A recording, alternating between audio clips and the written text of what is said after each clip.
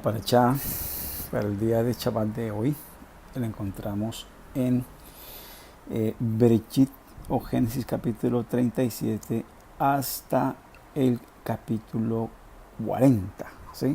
37, 1 hasta el 40, todo el capítulo 40. Y se llama Vayeshev. La parachá es Vayeshev y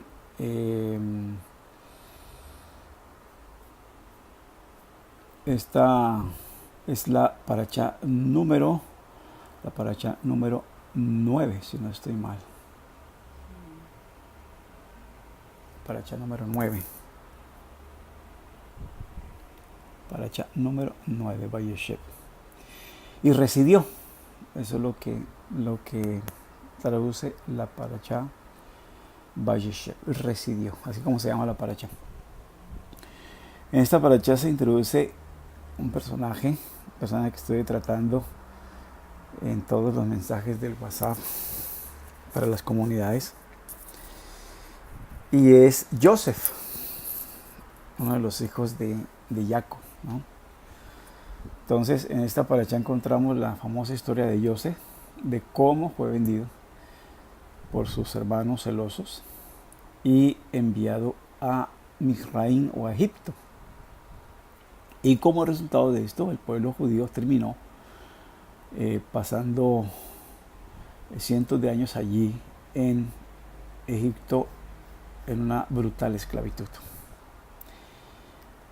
Las circunstancias que rodearon la venta de Joseph son aún más desconcertantes, ¿no? Y de cierta manera parecen ser que toda la tragedia estaba destinada a ocurrir desde el principio, ¿sí? En esta parachá cuando uno lee puras tragedias, ¿no? Y se señalan allí, podríamos decir, como infracciones de la Torá, ¿no? Porque está el odio de los hermanos, el celo de ellos, está el favoritismo de Jacob hacia Joseph, está también allí la conspiración para matar a Joseph, ¿no? Y al fin y al cabo, pues la venta de él hacia unos mercaderes que se dirigían hasta Egipto. Entonces encontramos aquí una serie de cosas que uno dice, caramba. Pero la Torá registra todo esto mostrándonos que eran seres humanos, ¿no? Que era una familia normal. Si bien a través de esta familia se iba a formar la nación de Israel, llamada a ser luz de las naciones, ejemplo de las naciones, tenemos que entender que las personas que actúan aquí en todo esto y que entran en escena son personas o seres humanos, ¿no? De carne y hueso, ¿no?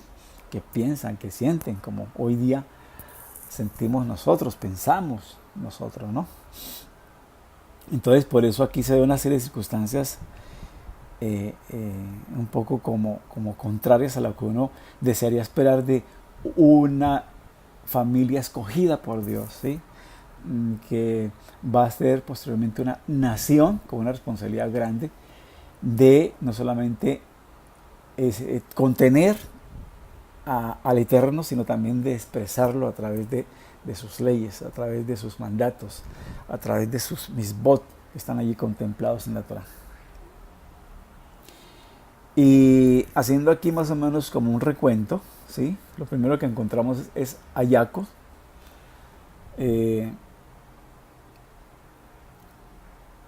provocando, por decir así, a sus otros hijos, mostrando un favoritismo muy especial hacia Joseph. Eso es lo que encontramos aquí, ¿sí? Y sobre todo cuando le hace una túnica o una capa de muchos colores, según allí Berechit o Génesis capítulo 37, verso 3. Este comportamiento es especialmente extraño, y más cuando uno ve que Jacob es un patriarca, ¿no? ¿Sí? ¿Cómo él puede hacer esto? O sea, ¿cómo puede favorecer a un hermano más que a los demás? ¿Sí? Lo otro que encontramos aquí es cómo se altera la animosidad de sus hermanos al siempre reportar Joseph ante su padre eh, los actos que ellos cometían, ¿sí? O sea, desde su punto de vista, Joseph le transmitía a su papá lo que veía, ¿sí? Él mismo veía y él mismo juzgaba y él mismo le daba el parte a su papá de lo que sus hermanos realizaban o hacían, sin consultar con ellos, sin preguntarle a ellos, ¿verdad? ¿Por qué tal o cual cosa ellos procedían a hacer así? Él venía y veía y él mismo juzgaba y pensaba que eso era algo malo y entonces así mismo reportaba a su padre.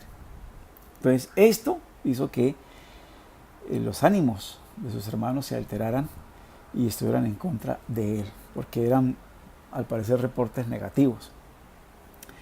Lo tercero que encontramos aquí es que cuando José tiene los sueños, él los comenta de una forma pues como deliberada a sus hermanos, ¿no?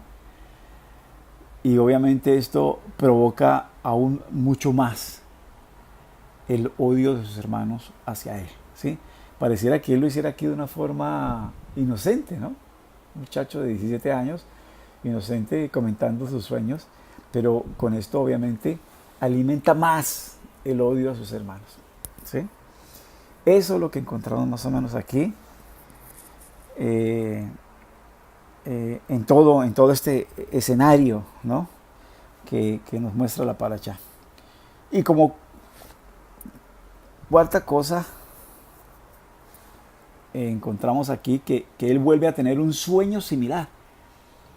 Y Dios se molesta nuevamente a sus hermanos con el relato del sueño, ¿sí? Ahí en el capítulo 37, verso 9.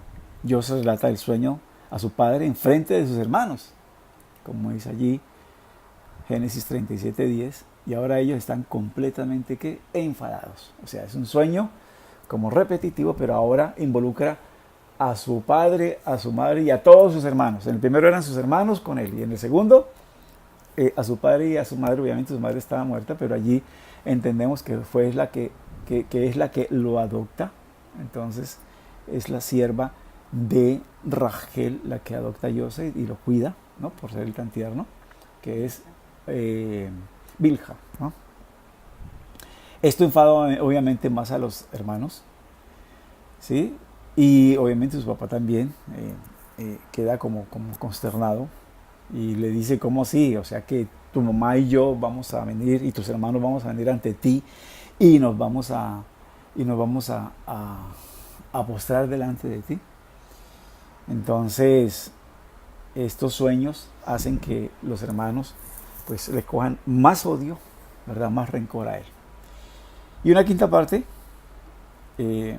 a pesar de que Jacob sabe que las relaciones están muy tensas, él envía a Joseph a controlar a sus hermanos para que vuelva con un reporte. O sea que vemos aquí como cosas incoherentes, ¿no? A sabiendas de que los hermanos lo odian, lo desprecian, Jacob manda a Joseph, su hijo, para que vaya y mire a ver cómo están sus hermanos y el ganado que ellos están ahí pastoreando. Entonces, parece que fuera el colmo, ¿no? ¿Sí?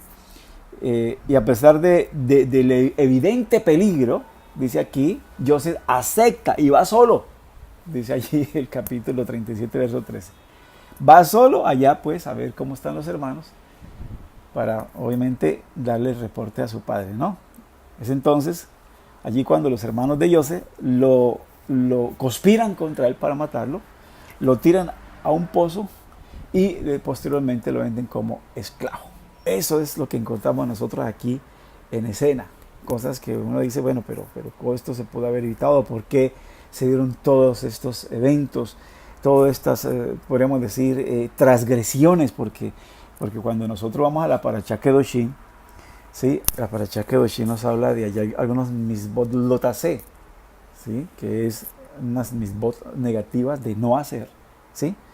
Y entre esas está, por ejemplo, no odiarás a tu hermano en tu corazón. Y aquí los hermanos odiaban a José en su corazón. También habla acerca de advertirás a alguien cuando se equivoca.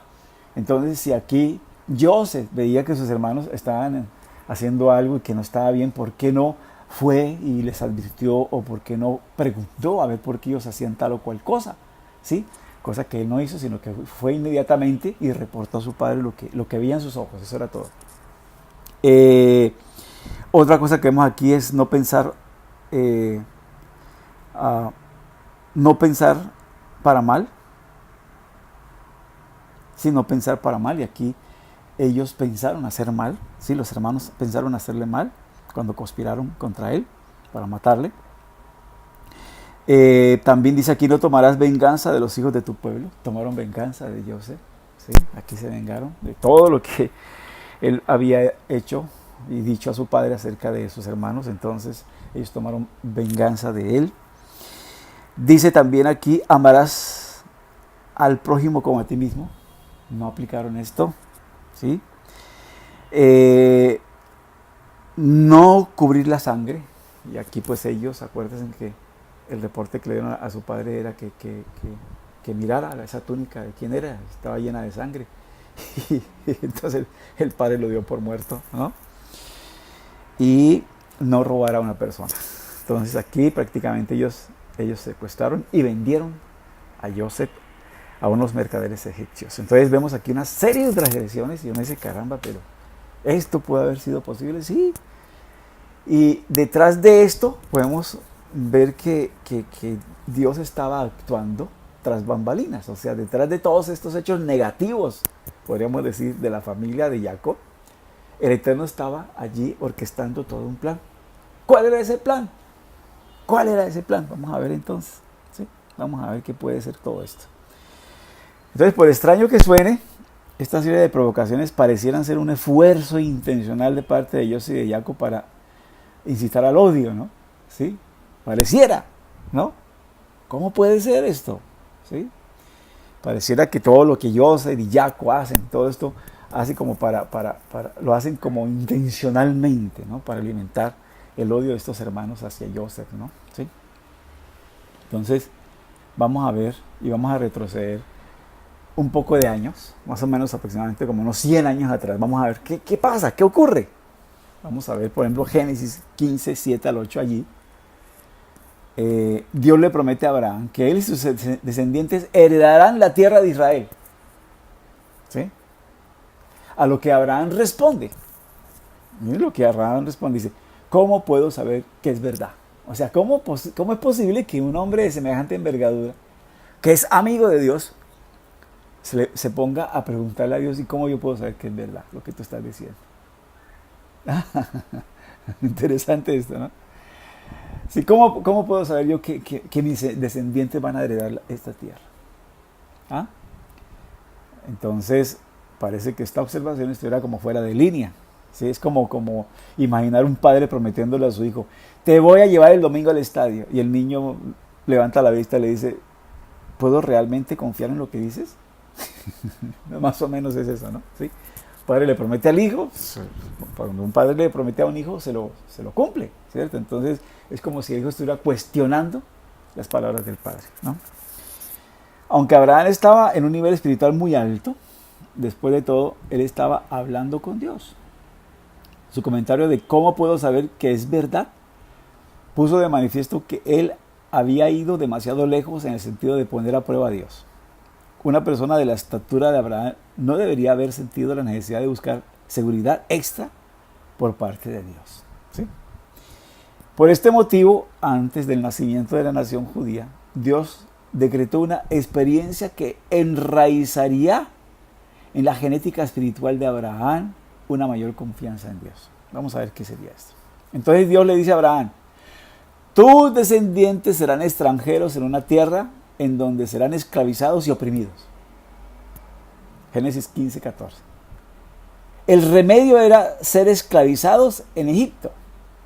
Allí los judíos llegarían a la conclusión de que solo Dios podía salvarlos. Ellos, a su vez, se dirigirían a Dios con todo el corazón, gritando, y solo entonces se llevaría a cabo la redención. Entonces, esa era una de las formas. ¿Sí? Allí en Egipto, con semejante esclavitud, ¿qué salida tenían? Ellos no tenían ninguna salida. De noche y de día. Era trabajos forzosos. Estaban totalmente sometidos. No había escapatoria. No podían hacer nada para zafarse de esa esclavitud. Entonces, ¿qué era lo único que podían hacer? Mirar al cielo, clamar al cielo, gemir al cielo, rogarle al Dios de Abraham que tuviera misericordia y lo sacara de esta. Esa es la única forma. Pero Dios quería a través de este evento dejarle en la genética al pueblo de que Él es el Dios de ellos y que Él es el Dios todopoderoso, de una vez por todas. O sea, no solamente demostrarle a Abraham, sino también a toda su descendencia esta gran realidad. ¿Y cómo lo podía hacer? Pues mandándolos a un exilio como este y a una esclavitud como esta. ¿Sí? Nosotros sabemos que cuando hay una prueba inmensa en nosotros, una lucha inmensa, a veces Dios quiere dejar una impronta, una huella, ¿sí? De que solamente Él es el que puede dar una salida. Solamente Él puede dar una redención total, ¿sí? Solamente Él puede dar una salvación total. Y entonces así es como nosotros podemos conocer mejor a Dios, a nuestro Creador. Lo mismo que le pasó a Job. Job, todas esas tragedias que tuvo, ¿verdad? En su vida. Si uno lee el libro de Job, uno empieza a leer y estos son tragedias, los hijos mueren, los ganados se los roban, los cultivos cae fuego del cielo y quema y arrasa con los cultivos. Bueno, en fin, él perdió hasta su esposa que tenía. Su esposa llega en un momento dado cuando lo ve todo enfermo, allí, ¿verdad? Lleno de una sarna, rascándose con un totumo, una vasija. Le dice, ¿sabe qué? Mire, maldice a Dios y muérete. Sí, entonces, hasta ahí llegó, o sea, perdió Job todo. Más tarde, cuando pasa toda esa semejante prueba, el Eterno deja una impronta en Job. Y Job dice unas palabras muy interesantes ya casi al final del libro de Job. Y dice, Job, de oídas te había oído, pero ahora mis ojos te ven. Sí, entonces, estas experiencias que suceden en la vida, estas pruebas, luchas que tenemos, es para que Dios deje una impronta en nosotros, una huella en nosotros de que Él verdaderamente es real, que Él vive, que Él existe, que Él escucha nuestras plegarias, que Él comprende nuestra situación, nuestra condición, y que Él es el único que nos puede levantar del polvo, ¿sí? Es el único que nos puede dar la salvación, dar la respuesta. Es el único todopoderoso Dios de milagros, ¿sí? Entonces, generaciones más tarde, obviamente esto es lo que ocurre, ¿sí? Cuando estamos hablando allí de que tus descendientes serán extranjeros en una tierra en donde serán esclavizados y oprimidos, más tarde, o sea, después, esto sucede precisamente con las generaciones que salen de Abraham, de Isaac y de Jacob. Los judíos gritaron a causa de su esclavitud. Dios escuchó sus gritos y recordó su pacto con Abraham, Isaac y Jacob. Eso lo encontramos ahí en Éxodo capítulo 2, verso 23 al 24. Los judíos habían construido un nuevo nivel de confianza en Dios y la esclavitud de Egipto había cumplido su propósito, ¿sí? Traer ¿qué? En el pueblo confianza, bitajón, ¿verdad? En Dios, ¿sí? Ahora, vamos a entender aquí algo interesante, ¿sí? Porque antes de que Jacob mandara a José, dice aquí, ¿verdad? O podemos entender aquí por qué Jacob y José se salieron, por decir así, de sus caminos para molestar a los demás hermanos, ¿sí? O sea, ahí entre ellos dos hicieron que sus hermanos se molestaran contra José. Ellos estaban simplemente ayudando a que se materializara el grandioso plan divino de que venimos hablando acerca de lo que el Eterno habló con Abraham. Y de hecho, durante aquellos momentos cruciales, antes de que José se reuniera con sus hermanos, Dios envió al ángel Gabriel a fortalecer a José. La experiencia de Egipto era algo inevitable y ellos solamente estaban poniendo en marcha el proceso del exilio.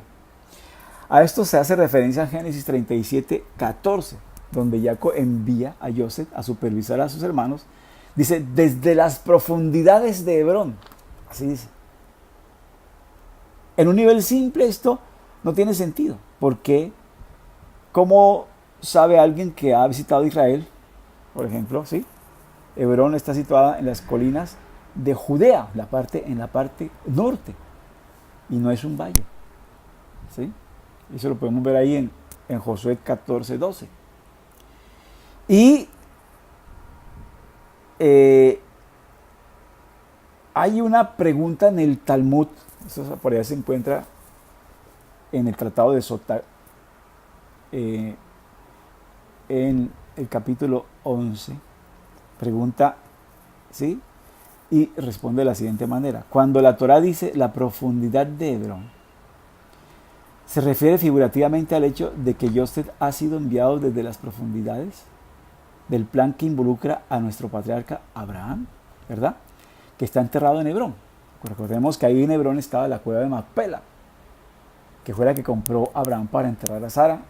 Y allí también también fueron enterrados los restos de Abraham. La venta de Yosef es como una extensión de la inseguridad de Abraham cuestionando a Dios.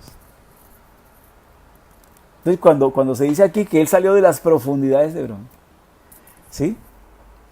Era que la venta posteriormente de Yosef era una extensión de la inseguridad de Abraham cuestionando a Dios. O sea, como señalando eso y señalando también el plan divino de cómo se iba a cumplir lo que Dios le había dicho a Abraham, que su descendencia sería ¿qué? Exiliada y esclavizada, ¿no? Y siguiendo en esta misma línea de lo que habla el Talmud, ¿verdad? Y otros comentaristas, nos informa que el camino a supervisar las actividades de sus hermanos, el acto que directamente condujo a Yosef a Egipto, fue el acto que condujo precisamente a Yosef a Egipto, ¿sí? ¿Sí? El hecho de ir y supervisar a sus hermanos en sus actividades, ¿no? Jacob llevó a Yosef a la tumba de Abraham en Hebrón antes de enviarlos en misión, ¿no? Y el exilio estaba destinado a suceder de una manera u otra, como fuera. Jacob y Yosef solamente ayudaron a orquestarlo. Como dice el Midrash, si las cosas no hubieran sido de esta manera, vea, Jacob hubiera sido arrastrado a Egipto con cadenas, o de alguna manera hubiera sido arrastrado a Egipto, porque eso ya estaba planeado por el Eterno, porque el Eterno así se lo había dicho ¿a quién? A Abraham. ¿Sí? A Abraham. Ahora, ¿qué lecciones de vida recogemos para hoy? ¿Sí? ¿Qué lecciones de vida recogemos en esto? ¿Sí? Para hoy. El proceso de descenso es algo que cada uno de nosotros debe experimentar. O sea, cada uno de nosotros experimentamos en nuestra vida como descensos espirituales, ¿sí? Descensos físicos, descensos materiales. A veces dejamos de tener. A veces gozamos de salud, a veces no gozamos de salud, ¿sí? A veces estamos espiritualmente, arriba, muy alto, pero a veces nos sentimos como muy abajo. Son como descensos que experimentamos. Ahora pregunto, ¿no hemos experimentado esto nosotros de alguna manera? Claro que sí, claro que sí. ¿Por qué nuestras almas descienden a la tierra en primer lugar? ¿Sí? ¿Por qué? Porque supuestamente nuestras almas eran almas puras que estaban, ¿verdad?, en la presencia. Se dice que nuestras almas estaban allá en el trono de gloria, en el Kiseh HaKavod, en el trono de gloria, ¿sí? Y descendieron aquí a la tierra. Entonces, ¿por qué tienen que descender aquí a la tierra? Entonces, existen experiencias fundamentales de vida que debemos aprender. ¿Por qué? Aquí en la tierra debemos aprender cosas muy fundamentales, muy importantes, ¿sí? ¿Y qué es lo que tenemos que aprender? Que tenemos que hacer tikkun. ¿Tikkun qué quiere decir? Rectificación. Tenemos que rectificar cosas, arreglar cosas aquí, ¿sí? Errores que cometemos debemos rectificarlos. Estamos aquí para perfeccionarnos cada uno de nosotros. Acordémonos lo que nos dijo Yeshua. Yeshua dijo: sed vosotros perfectos como nuestro Padre que está en los cielos es perfecto. O sea que esto quiere decir que estamos en un proceso de rectificación, de hacer tikkun, de perfeccionarnos, de mirarnos a nosotros mismos, nuestros defectos, ¿sí? Lo que hemos heredado de nuestros antepasados, de nuestros abuelos, de nuestros padres, y que todavía llevamos como lastre.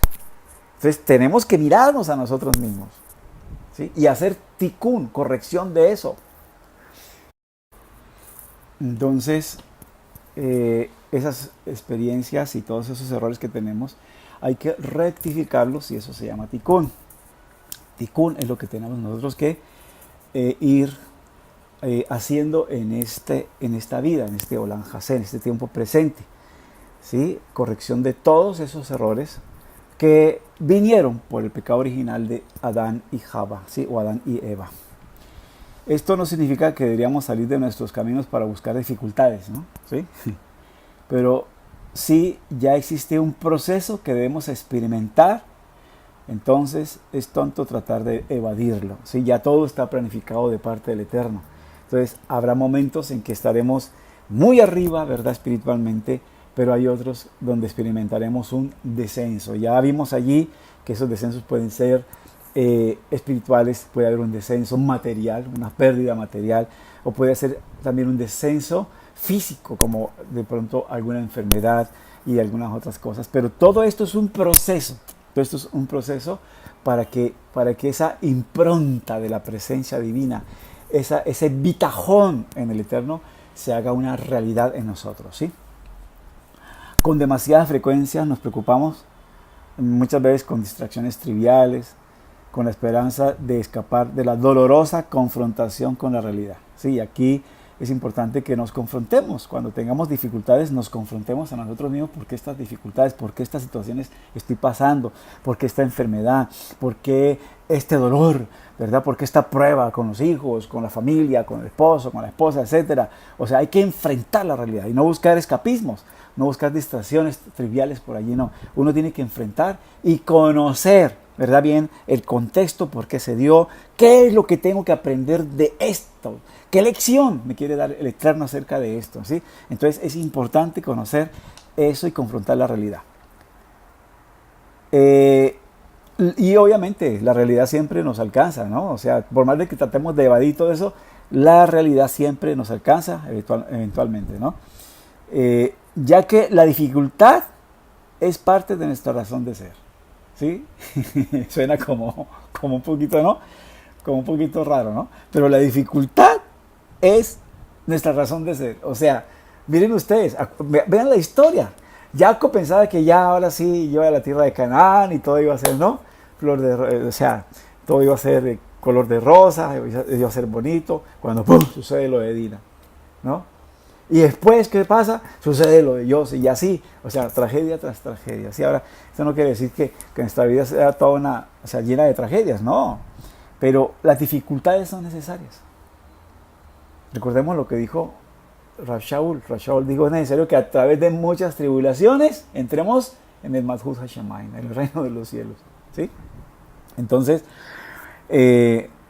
todas estas dificultades, todas estas situaciones que se presentan, es precisamente para Dios, nuestro Padre, dejar esa impronta en nosotros de bitajón, de confianza, de saber que siempre va a haber una salida. Acuérdense en lo que dice allá cuando vamos a la fiesta de Purim, ¿sí? Que respiro y liberación habrá para los judíos por algún lado. O sea, ¿habrá algún respiro, alguna liberación? Claro que sí, ¿sí? Así es como actúa el Eterno en todas las dificultades, en todos los problemas. Pero entonces Él quiere, a través de la dificultad y de los problemas, formarnos, hacer que nuestro bitajón, nuestra confianza en Él sea grande, ¿sí? Sea inmensa, ¿sí? Y sea un hecho y una realidad. Entonces, pues obviamente no hay que tener miedo. Todo es parte del gran plan divino. Si tenemos un problema en la vida, hay que enfrentarlo, ¿sí? Hay que enfrentarlo. Uno tiene que enfrentarlo, no escaparse, sino enfrentarlo, darle la cara y verle todas sus aristas. Verle todas sus aristas. Mirar el porqué, el esto, lo otro, de dónde salió el problema, cómo se generó el problema, ¿verdad? Todo esto hay que mirarlo. Todo esto hay que observarlo. Y así es como se aprende. Así es como se aprende, ¿verdad? Y hay que trabajar sobre él, trabajar sobre el problema, ¿sí? Trabajar sobre la situación que se está presentando. Hay que trabajar. ¿Por qué estoy aquí? A veces, en muchas ocasiones, el Eterno permite cierta clase de enfermedad, esto, lo otro, porque Él quiere un pare. Él quiere un padre. Estamos tan metidos en el mundo y en la situación y todo eso, y Él quiere un padre. Y cuando nosotros miramos más al cielo, cuando estamos enfermos, ¿cierto? Estamos en la cama y miramos hacia arriba, ¿no? Pero entonces, muchas veces el Eterno permite todo eso para que entremos nosotros, ¿verdad?, a confrontar, ¿verdad?, esas dificultades, esos problemas que tenemos en la vida, ¿sí? Y podamos nosotros conocer bien todas esas aristas, todos esos dolores, ¿verdad? ¿Por qué? ¿O por qué nos ocurrió? Y aprendamos una lección. ¿Alguna lección quiere darnos el Eterno? Vuelvo otra vez al caso de Job. Job, todos esos problemas que se le presentaron. Pero al final, como dice él, es que esa frase yo creo que es la frase más hermosa. Dice, de oídas te había oído, mas ahora mis ojos te ven. Ahora te comprendo mejor. Antes sabía de ti, pero ahora sé mucho más. Antes había recibido una revelación tuya, pero ahora la revelación es más grande. Y muchas veces las dificultades nos llevan a eso. A una revelación más grande de la verdad divina, ¿sí? Nos lleva a experimentar una confianza más grande en el Eterno, un bitajón más grande en el Eterno, ¿sí? Acuérdense que José en eso como que medio falló, ¿no? Porque él puso su confianza en el copero cuando le reveló el sueño, ¿sí? Le dijo, bueno, acuérdate de mí, ¿verdad? Habla al faraón, porque yo estoy aquí, o sea, sin ninguna causa, yo no he cometido ningún delito, fui secuestrado y me trajeron aquí, me vendieron, o sea que, sí, sácame de aquí. Y él sabía que el copero tenía, como se dice, vara con faraón, pero dice allí que el copero se le olvidó. Y que debido a eso, entonces tuvo que quedarse allí, que 2 años más en la cárcel. Tuvo que quedarse más tiempito allí porque su bitajón debió haber sido ¿en quién? En el Eterno, ¿sí? Ahora, esto que pasó allí, ¿verdad? En la cárcel, ¿verdad? Con José, esa dificultad que tenía él, que de pronto llegaron el copero y el panadero, era que ya el Eterno había orquestado la forma como él iba a salir, ¿sí? Pero era la forma como el Eterno había establecido, no como él creía. Entonces, él debió, José, confiar, ¿sí? Él resolvió el problema de ellos, fueron restituidos, el copero fue restituido, el panadero fue decapitado, y bueno, algo detrás de bambalinas, ¿verdad?, estaba orquestando el Eterno con esto. ¿Qué sucedió al final? Que cuando el faraón tuvo el sueño, el copero se acordó, ¿de quién? De José. De José, que le había revelado su sueño. Y le dijo, bueno, aquí hay un hombre, ¿verdad?, que me reveló a mí el sueño y resultó ser así como él lo reveló, lo interpretó. Entonces él puede interpretar seguramente el sueño de Faraón. Entonces el Faraón lo mandó llamar y entonces ahí fue cuando él pudo salir de la cárcel. Pero todo esto ya venía de un plan divinamente diseñado. Entonces, asimismo, todos los problemas en la vida, todas las dificultades que tenemos, hay que enfrentarlas porque a través de ellas el Eterno quiere que aprendamos. ¿Cuál fue la enseñanza del pueblo allí en Egipto? ¿Qué aprendió el pueblo en Egipto? Aprendió a tener ¿qué? Confianza en el Eterno, bitajón en el Eterno. Era la única forma, o sea, era la intervención divina, lo único que podía salvarlo de esa esclavitud. Y el Eterno desciende y saca al pueblo de ese exilio, lo trae a la tierra prometida con milagros tan tremendos, para que el pueblo tuviera que bitajón, confianza en él, ¿sí? Y esa fue la impronta que dejó allí en la genética de nuestro pueblo. Entonces, hay problemas, hay que enfrentarlos y hay que trabajar sobre esos problemas, ¿sí? Hay que desarrollar esos músculos de confianza en el Eterno, ¿sí? Y entender que el Eterno está en control. Él está en control de todo esto, ¿sí? Hay detrás bambalinas la parte divina en todo, donde el Eterno está moviendo por decir así, sus hilos y está poniendo todas las cosas en su lugar para que alcancemos el propósito por el cual Él nos ha dado la existencia y el potencial que Él quiere desarrollar en cada uno de nosotros, sus hijos, ¿sí? Si Él te puso en esta situación, es por una buena razón. Y solo Él puede sacarte de ahí, porque el Eterno provee. Amén. Amén. Que el Eterno nos ayude, que el Eterno nos guíe, ¿verdad? Y entendamos que a través de todas estas dificultades que encontramos en la Parashá, el Eterno está orquestando aquí algo muy interesante, y es el exilio ¿De qué? Del pueblo hebreo, ¿verdad? Allí a la tierra de Egipto, ¿sí? Para posteriormente sacarlo después de unos buenos años de esclavitud. Amén. Y para dejar en la impronta del pueblo esa confianza en Él. Que el Eterno nos ayude, que el Eterno nos dé la capacidad de entender que las situaciones, los problemas que ocurren en nuestra vida tienen un propósito, tienen algo que el Eterno quiere hacer, algo que el Eterno quiere realizar en nosotros y quiere que nosotros nos perfeccionemos, ¿verdad? Nos perfeccionemos. Hagamos la corrección, el tikkun que debemos hacer y así Él podernos elevar de nuevo, ¿no? Elevar de nuevo a ese grado de espiritualidad que Él desea y que solamente a través de nuestro Santo Maestro podemos lograr. Amén. Que así sea y que podamos entender que eso es lo que la paracha de hoy quiere hablarnos y quiere decirnos. Que el Eterno nos ayude y que el Eterno envíe prontamente en nuestros días a nuestro Santo Maestro. Amén. Amén.